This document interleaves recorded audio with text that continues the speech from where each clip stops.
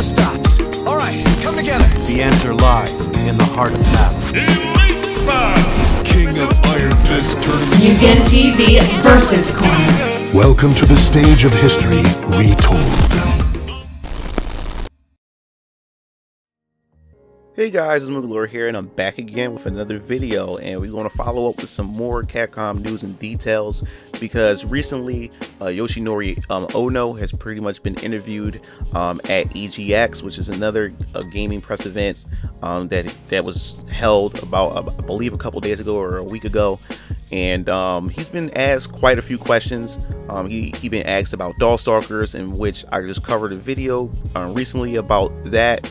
At the fact is that Mike Z from Lab Zero, the creator of Skullgirls, he wants to approach Capcom about working on a new Darkstalkers game. So if you guys want to check that video out and hear my opinion, what I think about it, you can just click the card above and it'll take you straight there. But in this video, in the interview at EGX, Yoshinori Ono talked about how he could have changed Street Fighter Third Strike's parry system, and he would wish and would go back in time and make it less essential for high level play. Now, this is the thing, a lot of people is going to find this very controversial from Yoshinori Ono, for the fact is that he's talking about how that, you know, in the interview he was saying that a game shouldn't be pretty much rooted in a certain gameplay mechanic to pretty much leave people out or cap or just pretty much have this big barrier to entry for people to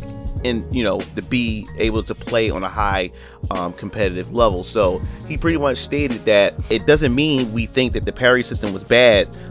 He explained it's great, but I think that looking back, I would have liked to maybe even in Third Strike make it so that you can use it if you want to, and it adds extra enjoyment to the game. But when it becomes a requirement for entry, practically, and you cannot compete on any level unless you master such difficulty, precise inputs, then that's where I feel like we restricted ourselves to only an extremely core audience, community. So what he's pretty much saying is, and where I understand where he's saying, what I take from it, where he was saying that, and where most people go through, and that's why I think they have this pretty much this new mentality, this new belief system, to where if you make the game easier or more accessible, it will bring in more players to play the game and everything. So to that logic, or to that method, or that way of thinking, in a sense, that does work in the sense, but at the same time, they still I guess neglect the, I guess you say, the core audience who sticks around for a very long time to play the game. Now, in the Third Strike sense, which I never really played much Third Strike, but from the times that I did play, and the main reason why I did drop the game was the fact is that, one, the game's been around for a very, very long time, very, very long time. So there's people who's been good at the game, who understand the fundamentals of the game and everything. But I remember when they pretty much revived it and remastered it for the Xbox 360 and the PlayStation 3, the HD edition of Third Strike. I remember playing the game and went online. And when I say that it was fiends online on Street Fighter Third Strike, I mean they were fiends. It like, at every sense, every player that I played was parry junkies, parry masters, and it was to the point where I really couldn't land a hit on most of my opponents because they was just that good at parrying. Now, I know people will call me a scrub after hearing all this, and that's fine as well. But for the fact was, since I was a new player and me still trying to get a grasp of the game, and I'm trying to even learn, so I'm like, yo, if I can learn how to parry well or whatever, maybe I can be able to stand a chance. So I'm spending more time trying to learn how to parry and get that mechanic down pat, and just really couldn't get it, and trying to get it as fast as possible in order for me to go online and be able to play. But it seemed like every player that I played was just bodying me because they parried every last thing that I threw at them, or every time I thought I had the upper hand, they would read and parry, and it was just ridiculous. It was just such a high skill level, or such a high barrier to be able to get in there in order to actually get enjoyment out of the game. So after a while, the game just didn't seem fun, so I stayed to just playing offline with friends, locally and stuff like that, and that's the only way I was able to get my enjoyment. But how many times can I get my friends together at my house or at their place and we all play Street Fighter Third Strike together? You know what I'm saying? So that doesn't really happen as often. So I just pretty much just left the game alone. And so I do understand that, and I know a lot of people may get upset at that, saying that if Ono would have done something to the parry system, if he was to go back in time, that it would ruin the game. The funny thing about this is, I think a lot of people today seem to forget that Street Fighter Third Strike Street Fighter 3 was not as popular as the previous Street Fighter games at all. A lot of people was turned off by it. It wasn't just the roster, but it was also the gameplay and that skill level, especially with the parrying and stuff like that. And from what I heard and what I saw, a lot of people who were into Street Fighter 2 and tried to go to Street Fighter 3 just couldn't hang in there with it or whatever. But there's a lot of dissatisfaction for the third Street Fighter game. It didn't take into years later.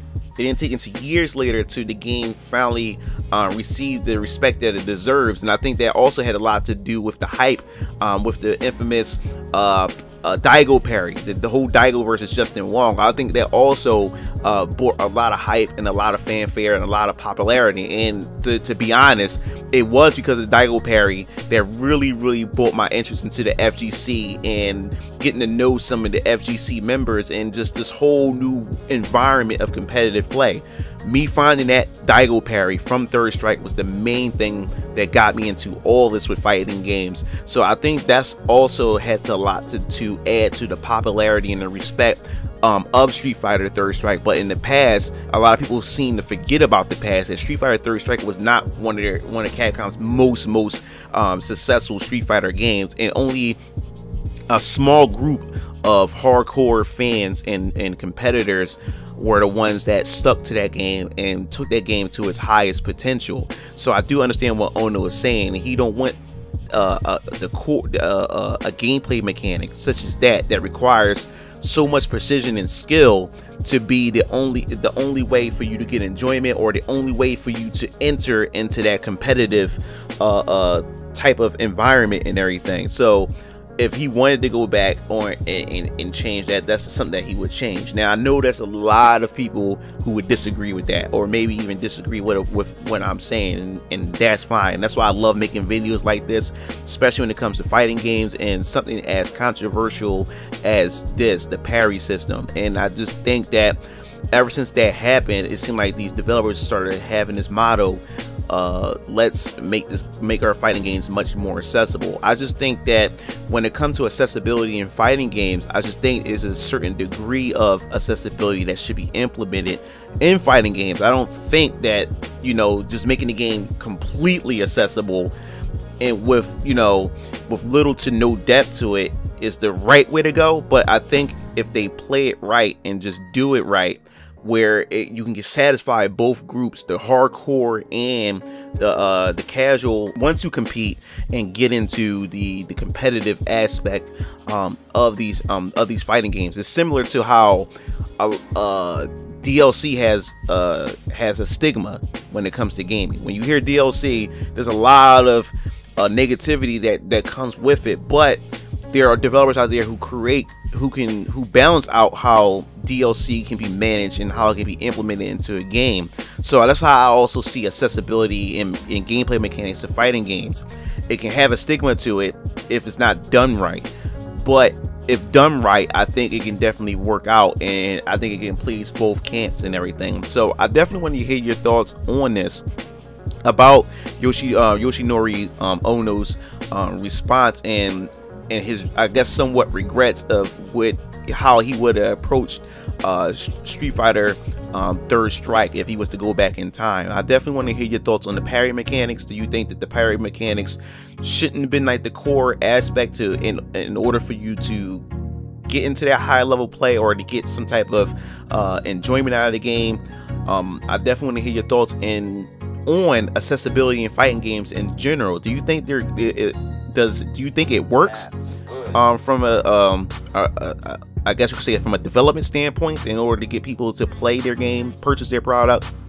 Or do you just think it's just a cop out? Or do you think it's just a disrespect to the fan base who always been there backing that said franchise to begin with. Definitely hear your thoughts in the comment section below. If you like the video, share it. Also subscribe as well, and if you want to be notified for more Capcom related news, also hit the bell to be notified. This is MugenLord signing off. See you Game Fiends later. Peace out.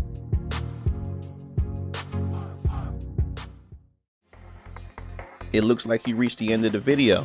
Well, while you're at it, check out some of my other discussion videos by clicking on the annotations below, and don't forget to follow me on other social media platforms to stay up to date with future content.